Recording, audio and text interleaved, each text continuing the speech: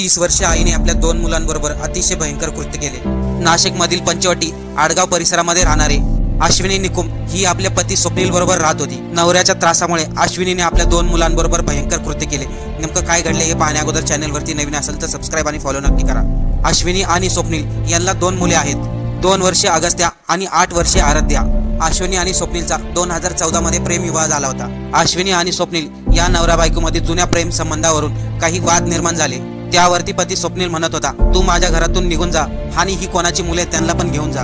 परंतु अश्विनी म्हणत होती, आपला प्रेम विवाह झाला, तसं काही नाही, ते तुम्हाला सर्व माहिती आहे। तरी देखील पती स्वप्नील अश्विनीवरती संशय घ्यायचा आणि याच कारणामुळे त्यांच्यामध्ये जोरदार वाद झाले। त्यामुळे 30 वर्षे अश्विनीने आपल्या दोन्ही मुलांना अगोदर विष दिले, त्यानंतर गळा दाबून दोघांची हत्या केली आणि त्यानंतर स्वतःही इमारतीच्या 4थ्या मजल्यावरून उडी घेऊन स्वतःचे जीवन संपवले।